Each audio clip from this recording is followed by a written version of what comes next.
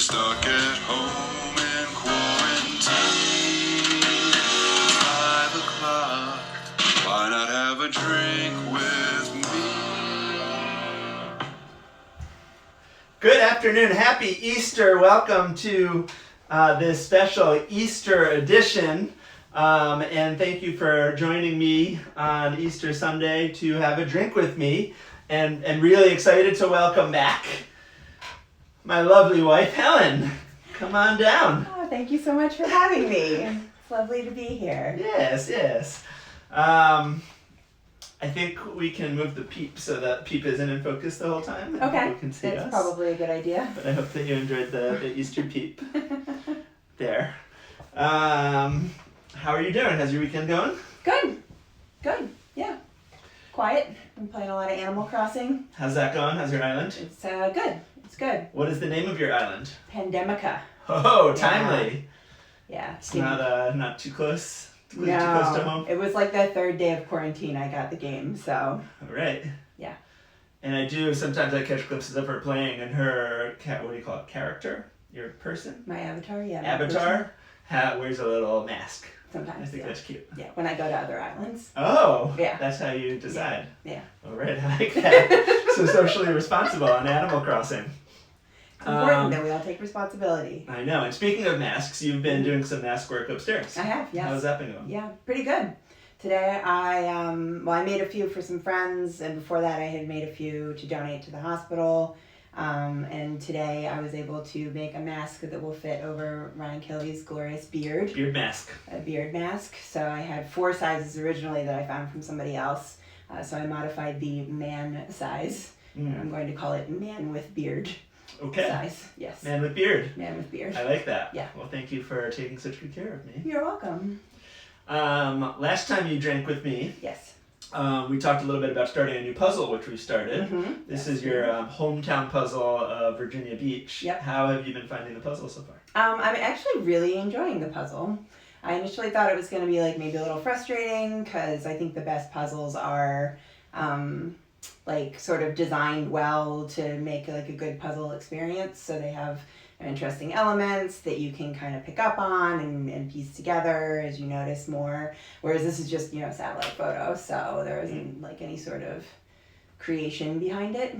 But it's been really good actually. We have there's football fields and like farms and stuff, and then towns and major roads and A lot of trees. A lot of trees, but the trees weren't even as hard to figure out as I thought they were going to be. So no, it's been really fun. I'm enjoying it. When we were first talking about it, I asked you if you thought that because it's just 400 pieces, we just blow through it really quickly. How do you think the speed and difficulty have been measuring up to our normal 1,000-piece puzzles? I think we're about on par, but if you'll recall, I said that I didn't think that we would blow through the puzzle, and that's been correct. I would say we're maybe like 40% done with it. Mm-hmm. So, yeah, we spent, probably 4 hours total on it so far? Mm-hmm. Yeah. Good stuff. And so I'm excited for you to join us today because we're going to make one of your favorite cocktails. Yes. Which is? Which is why I asked to be here, the paper plane. The paper plane. Yeah. And did you know, it's actually coincidental, last time you were here we had the left-hand cocktail. Okay. And this drink is actually created by the same bartender. Oh, great. Sam Ross. Yeah. Who, I think he was at Milk and Honey, the bar, when he invented the left hand. I'm not sure when he did this, but he went on to open up the bar Attaboy in New York City, which is in the same I think it's the same physical location as Milk and Honey was, but just another great New York City bar. Cool. Sam Ross Very cool. is your guy. So I think this is from Yeah. 2008, and we're gonna get to it. I've seen some descriptions saying that it's a riff on the Last Word cocktail. Now, one of the things that's great about this cocktail and the Last Word is that they're equal parts cocktails, meaning all the ingredients have the same measurements, and they just are designed in a way where that balances itself out really nicely. Nice. Now, the Last Word is gin. Mm-hmm. This is bourbon. Okay. The Last Word is lime juice. This has lemon juice. Mm-hmm. And then the Last Word has green chartreuse and maraschino liqueur. Mm-hmm. And this has Amaro Nonino Mm-hmm. and Aperol. Okay. So I feel like it's kind of a stretch to say that, none of the ingredients are the same. Yeah. I guess they're both they're both equal part cocktails. Yeah. With a spirit and some sort of liqueur. Yeah. But I agree with you. I really love this cocktail, and particularly the Amaro Nonino, which has become one of your favorite Amaros. It's my favorite Amaro. Yes, I enjoy it quite a bit. And sometimes It's you just delicious. drink it Yeah. on some ice. On ice. Yes. Great. Who's joining us today? Cool. Let's see who's come on so far. We have my lovely mother-in-law, Peg Sampson, is Hey, here. Peg. Happy Easter. We have Emily. Hey, hey. Hi, Emily. We'll have to tell the dogs you were here. Zach, our amazing composer. Shout out, friend of the show, Zach Abramson. My lovely sister-in-law, Colleen. All right, all right. My lovely coworker, Olivia. Hi, Okay. Olivia. Lovely Rhiannon, Oh. who is the sister of Jess Allen, one of my good friends, and Rhiannon's a good friend too. Keith. Excellent. Keith. The proportion of Keiths who watch your show has It's been it's high, but Didn't it's know that. leveling out lately. Yeah. I think your first show was like 2 Keiths. Yeah. Yeah. Two Bens. 2 Keiths, 2 Bens. Was that what it was? Yes. Yeah, so this audience diversity is working out here. Let's see. Oh, Heather. Hi, Heather. Is here. Everybody's waving hi to me now, so. Very nice. Well, if you have any questions as you're going, any comments, anything you'd like to contribute, feel free to type it in the chat. And we're going to get going making our paper planes. First thing we need to do is to juice some lemons. And to do that, we're going I to need can to take care cut of the that. lemons. Oh, no. Okay, yeah. Oh, look at that. So I'm just going to grab a knife so that we can cut these lemons in half. You want to make sure to eat the ears first. That way they can't hear you coming.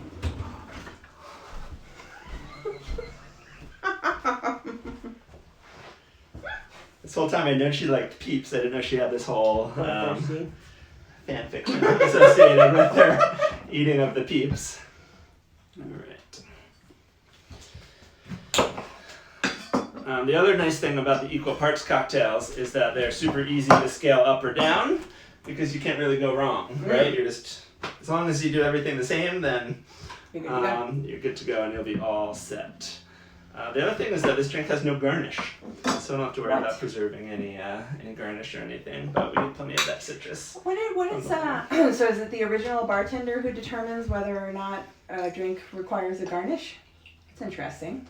Who makes the rules about garnishes? Besides Ryan Kelly.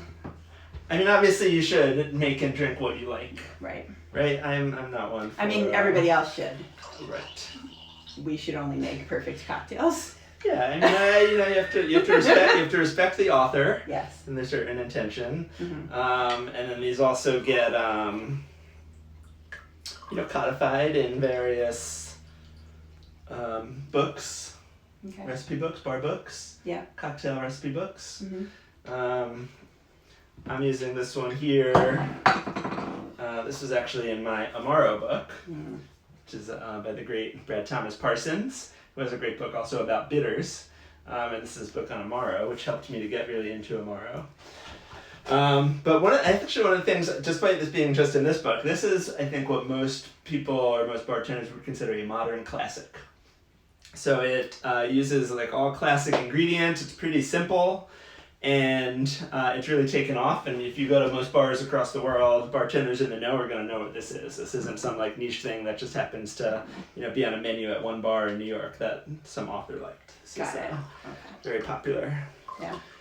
I've been surprised too at how common Amaro Nonino is. Maybe it just seems common to me because we have a lot of Amaro. But Yeah. highly recommended. If you're looking to Absolutely. get into Amaro, I would say it's an excellent one to get. The bottle's beautiful. I think the bottle's quite pretty, Mm-hmm. which aesthetically I enjoy. Yeah. Yeah.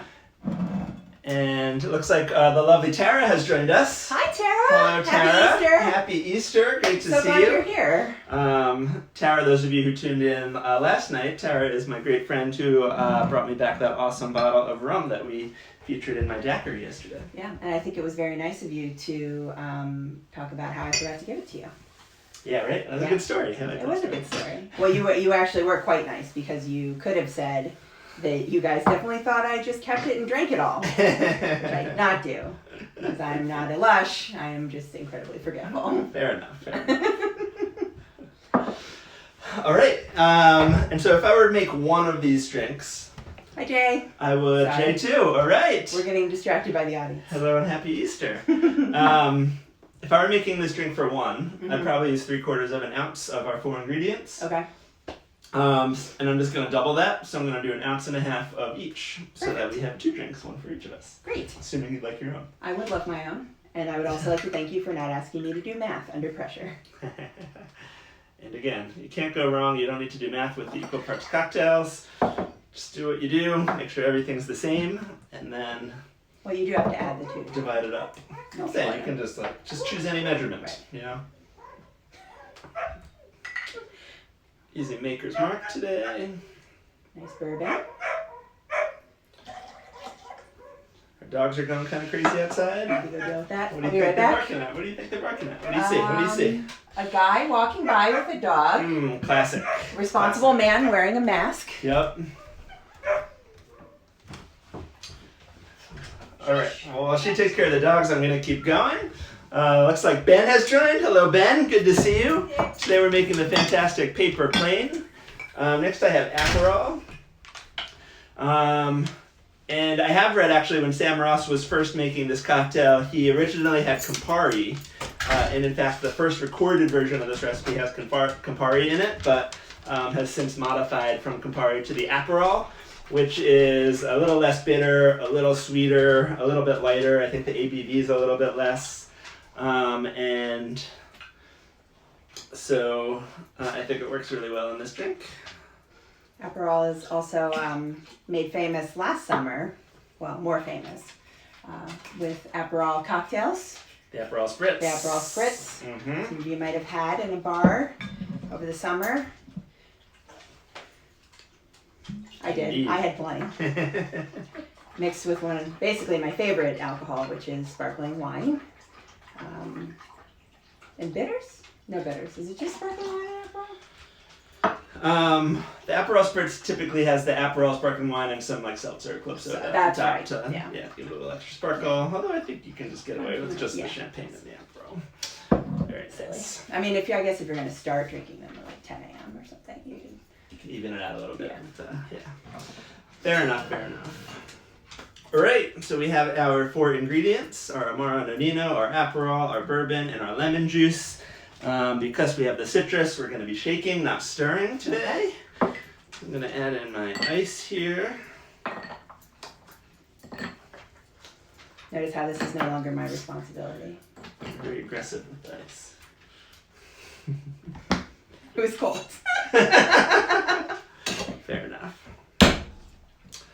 And it is said that when Sam Ross made this cocktail and named it the Paper Plane, he was listening pretty much nonstop to the classic MIA song, Right. Paper Planes.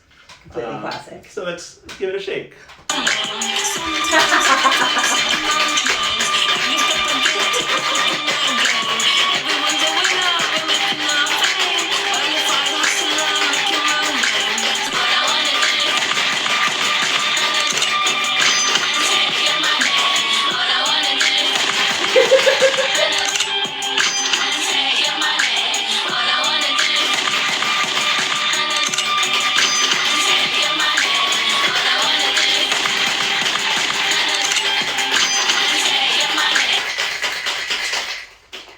Good job. Wonderful.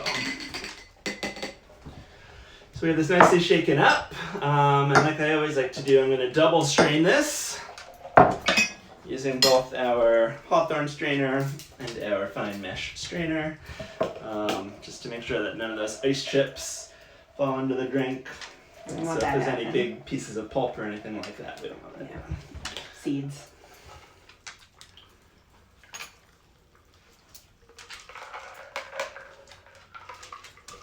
So Ryan, the other night when we were with your cousins, Mm-hmm. you know, not everybody is as fortunate as we are in that we have so much bar equipment, which we've been stocking up on for years. So one of the things that came up was sort of the question of like, how do I squeeze my citrus if I don't have like Ryan Kelly's fancy juicer? So, you know, you can just use your hands. If you're, don't let that stand in between you and having a cocktail. So just because we have all this fancy equipment doesn't mean it's not open to other people, Indeed. right? You just won't look quite as good doing it. But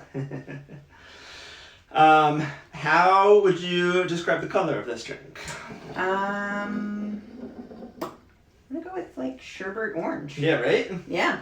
Very bright from, I mean, Yeah. really all the ingredients have a lot of color to it, between the bourbon, the like bright red Aperol, and even the amber color of the Amaro Nannino. Yeah. Would you call that amber?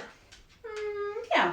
Yeah. It's got like an undertone of red to it. That red definitely amber. makes it an amber. Burnt sienna.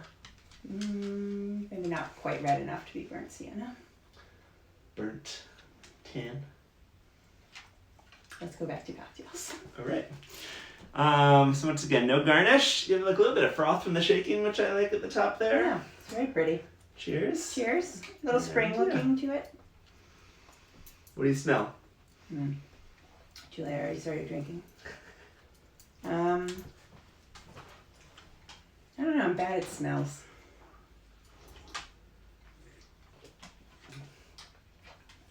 I mean, I think that one of these reasons this drink is probably considered to be a modern classic is that, like all the best cocktails, it doesn't, you might get like hints of some of the things that are in it, but by adding everything together, you get like its own flavor. You know, The it sum is doesn't greater taste than like, the parts. yeah, Mhm. yeah.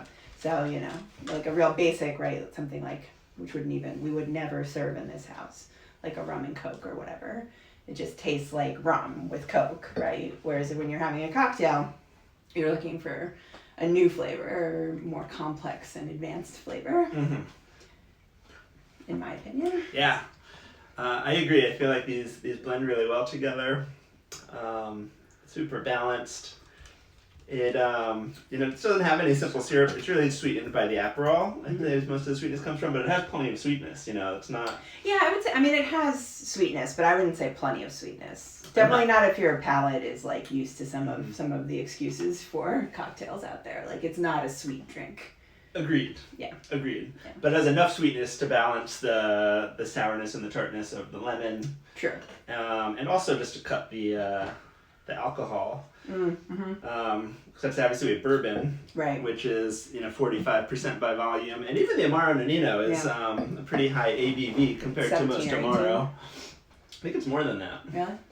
It is 35, Whoa. twice as much. Guess I should probably drink less.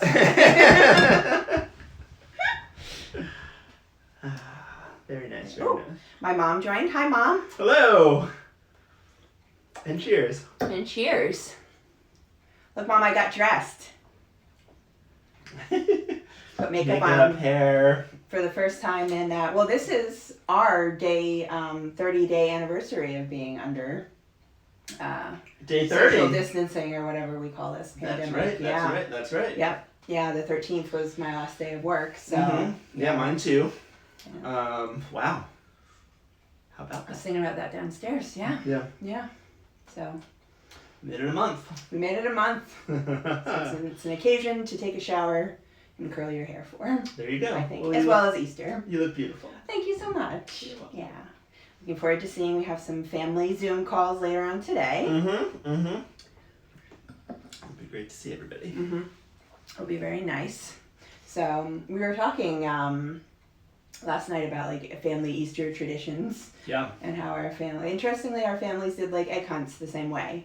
But I feel like I find that like maybe there's like a 50-50 like similarity between our like family traditions, Right. you know. Not that we grew up that far apart from each other, but Yeah. But yeah, Easter you hide the dyed eggs in your house. Yep. Indoor hunt. Indoor No hunt. plastic eggs. All the No actual plastic hard-boiled eggs. real eggs. Yep. In my house, it was traditional that they get hid in your slippers. Ooh, yeah. So you had to be careful. Mhm. But yeah. So anybody out there want to tell? Did anybody else have? Oh, Tara's so nice to me. Tara's the nicest person on the face of the planet. Tara, miss you. Miss everybody. But anyway, I was gonna say, however you guys are celebrating Easter today, and with the new tradition, or old ones, happy Easter. All right. Well, happy Easter. Thank you for having a drink with me. Cheers. Cheers to you. Thank you for having a drink with us. Happy Easter. Hope everyone has a great evening. Yeah. And we'll close this out. It's 5 o'clock. Why not have a drink with me? Cheers, everyone. Happy Easter. Cheers.